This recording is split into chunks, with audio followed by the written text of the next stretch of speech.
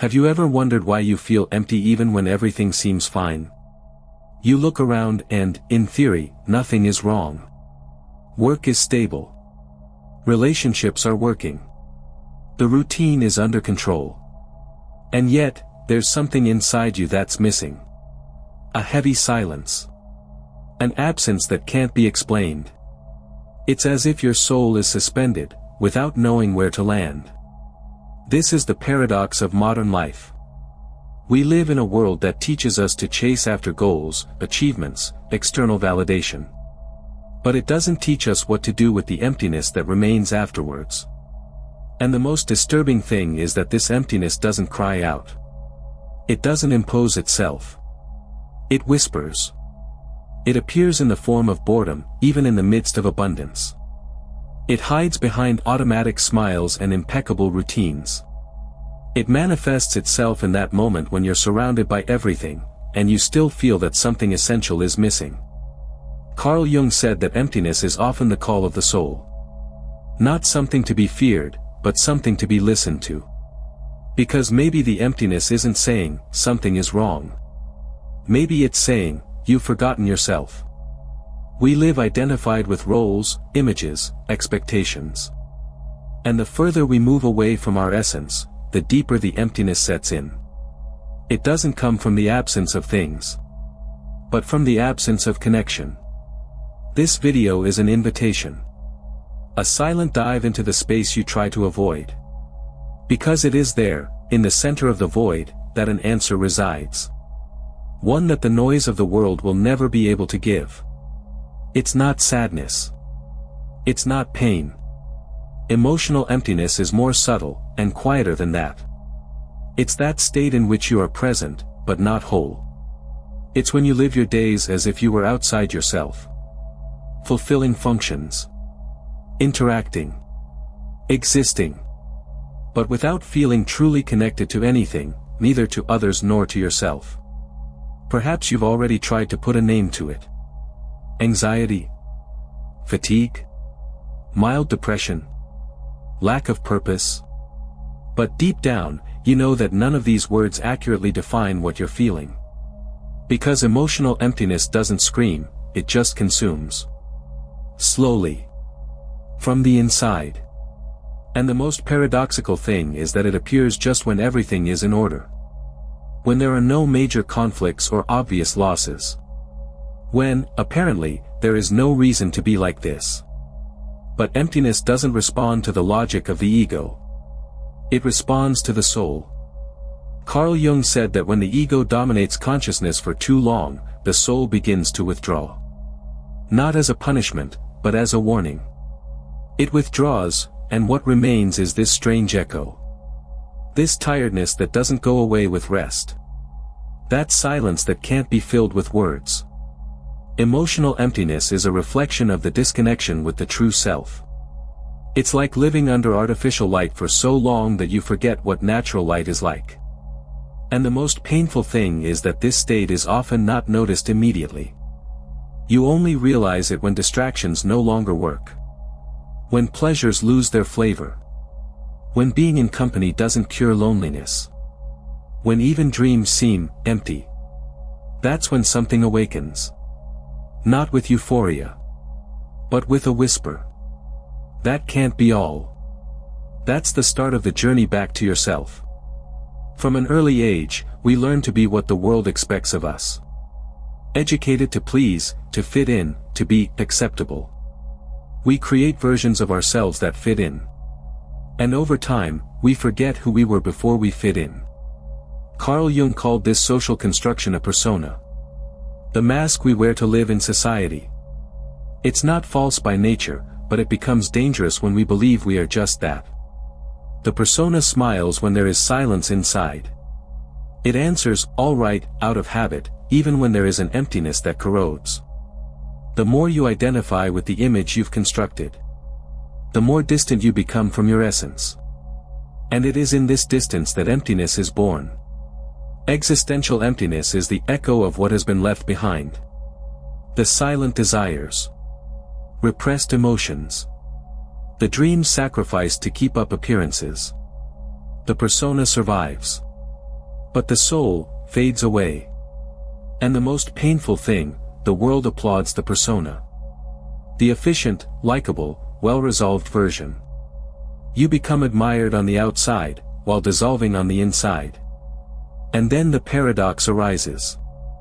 The more you strive to be what they expect, the emptier you feel. Because the soul doesn't feed on approval. It is nourished by truth. And the truth is sometimes uncomfortable. It's saying no when they expect yes. It's withdrawing when they expect you to stay. It's allowing yourself to fail, to retreat, to change your mind. Existential emptiness is not a sign of failure. It's an alarm. A notification from the soul asking for your return. Because there are parts of you that have been left behind along the way. And they are waiting for you. Not in applause. But in silence. The question is, are you willing to look behind the mask? The emptiness you feel wasn't born yesterday. It didn't come about by chance or from a specific moment. It is ancient. It is ancestral. And, in Jung's view, it has deep roots, in the shadow. The shadow is not a mystical concept. It's everything you've been conditioned to hide, deny, or repress. It's made up of the traits that didn't fit the mask of the persona. Desires that were called selfish. Feelings you've been told are ugly. Thoughts you've learned to keep quiet. The shadow is the basement of the psyche. And the fuller it is, the emptier you feel. Because there is a silent cost to living halfway. Every time you repress something authentic in order to be accepted, a piece of you is lost. And the space that remains, is what you now call emptiness. Maybe you think you have no anger. But it's there, frozen, masked by tiredness. Maybe you say you don't feel sad. But it appears in your eyes when no one is looking. Maybe you say you've overcome the past. But fear still dictates your choices. These parts haven't disappeared. They've just been pushed into the shadows. And the shadow doesn't shut up, it waits. It waits for the moment when the silence is strong enough for you to finally listen. Emptiness is that silence. It's the space that the shadow occupies when the soul moves away. And here's the paradox. The more you run away from the shadow, the closer it gets. The more you try to appear strong, the weaker you feel. The more you try to appear complete, the more you feel the emptiness of incompleteness. Because what's missing isn't in the world. It's in the parts of yourself that you've exiled. Integrating the shadow means starting to fill the void. Not with conquests. But with reconciliation. With a reunion with everything you were taught to reject, but which, deep down, has always been you. But which, deep down, has always been you. Have you ever noticed how we try to run away from emptiness? We look for distractions all the time. We scroll through our cell phone screens without even knowing what we're looking for. We eat without hunger. We work without passion. We talk without being present. We live busy lives, because stopping is too risky. Stopping would mean facing what's inside. And what's inside is silence, is weight, is shadow. This is the cycle of self-sabotage. Carl Jung said that, we don't enlighten ourselves by imagining figures of light, but by making darkness conscious. But most of us try to fill the darkness with false light. With dopamine. With promises. With superficial relationships. With goals that aren't ours, but that we pursue anyway. And then frustration sets in. The emptiness returns. Anxiety grows. And we blame ourselves. We feel weak, inadequate, insufficient. But what if the problem isn't your strength, but the path? Self-sabotage is the soul saying, it's not that way, but in disguise. It's an unconscious protest against the life the ego is trying to maintain. Because maybe you're insisting on a job that only validates your persona. Or in a relationship that only reinforces your wound. Or in a routine that only postpones your meeting with yourself. Emptiness is the symptom. Self-sabotage, the disguised response. And the more you try to solve it with productivity, focus, or motivation, the further you get from the real cause.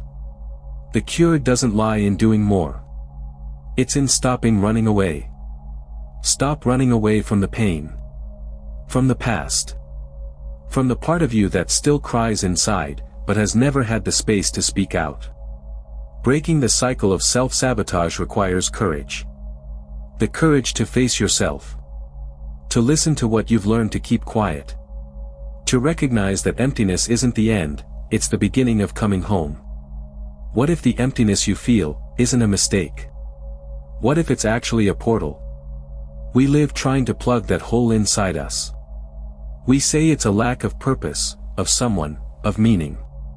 But perhaps the emptiness isn't a flaw to be corrected, but a call to be heard. In Jung's view, emptiness can be the space needed for something new to emerge. It is not absence. It is fertile soil. But to realize this, you have to stop running away. Stop trying to fill it up. And start listening. Emptiness is uncomfortable because it brings us face to face with the truth. No distractions. No masks. No guarantees. It's like staying in the dark long enough for your eyes to get used to it. And begin to see what has always been there, but which the artificial light of the ego has hidden. The soul needs space to breathe. And emptiness, as frightening as it may seem, can be just that. A space. Space to reflect. To let go of what no longer makes sense. To let die what has already died, but which you continue to carry. And it's not easy. Because the ego wants immediate answers. It wants control, direction, definition. But emptiness is silence. And it is in this silence that the self, the true me, begins to speak. Not with words. But with intuitions. With images. With sensations that don't make rational sense, but that resonate in the soul. The void is the threshold between what you were, and what you are about to become. It's the gap between two identities. The crossing. You can resist it, or cross it. But know this, whoever enters the void and faces it with truth never comes out the same. Because emptiness doesn't come to destroy you. It comes to empty you of what you no longer are. Most people try to run away from the void. But few dare to sit with it, and listen to it. Because listening to emptiness isn't easy. It's like trying to decipher a forgotten language. A voice that doesn't use words, but pulses inside your chest. A sensation that can't be explained, but insists on being there. Carl Jung said that making the unconscious conscious is the only way to free the soul. And emptiness is one of the most direct channels of the unconscious. But it doesn't speak with shouts. It whispers through dreams, silences, repetitions that you don't understand, but which keep coming back. Integrating the void begins with listening. Listening without wanting to solve. Without wanting to fill it. Without labeling it a problem. It's looking inwards and asking, what is trying to emerge in me? What part of my soul has been silenced for so long that is now crying out in the form of absence? This process requires rituals. Sacred spaces in everyday life to get in touch with what you really feel. Writing, meditating, walking in silence, observing your dreams, these are not spiritual hobbies. These practices are not spiritual hobbies. They are tools for reintegration. Because emptiness is actually the space for reconnection. The bridge between who you are, and who you forgot to be. And the more you listen to it, the more you realize that you're not alone there. There are parts of you waiting to be seen. Wounds that want to be touched. Desires that have been buried. Truths that have never had room to breathe. Integrating emptiness is not about healing something broken. It's about welcoming what has been exiled. It's about allowing yourself to exist, even without immediate answers. It's about allowing emptiness to be the womb of your transformation, and not the tomb of your pain. And when that happens, you realize that the void didn't want to destroy you. It just wanted to be heard. Maybe emptiness isn't a defect. Maybe it's a calling. A call from the soul that, suffocated for so long, now begs for space. For silence. For truth. You've spent your whole life trying to fill this void. With goals. With people. With ready-made answers. But what the emptiness asks for, is not more filling. It's presence. Carl Jung taught us that healing doesn't come from running away from pain, but from integrating it. That's what emptiness is, a silent invitation to look at yourself again. To go down the steps of the mind and rediscover everything that was abandoned on the path to adaptation. And that's why it bothers so much. Because it requires pause. It requires deconstruction. It requires the courage to stop pretending that everything is fine, and to finally admit that something is missing. But that something was never on the outside. The void didn't come to punish you.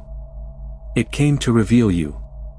To show that her soul is alive, and that she won't settle for crumbs. She wants wholeness. She wants to be heard. It wants truth. And if you've come this far, it's because something inside you knows it. It knows it's time to go down. To find yourself in the depths. To turn absence into reunion. This channel exists for that. To accompany you on this journey. To bring clarity where everything seems dark. And to echo what you feel, but perhaps have never put into words. If this video resonated with you, leave a like, subscribe to the channel and turn on notifications. This helps us to continue creating real, in-depth content, and keeps you close with every dive. In the description, you'll find a special link, with complimentary reflections and materials that go deeper into everything we've said here. And before you leave, let us know in the comments. What is the emptiness that has accompanied you? Perhaps by sharing, you'll help another soul to listen to themselves too. See you on the next dive. And remember, emptiness is not the end, it's the beginning of the journey home.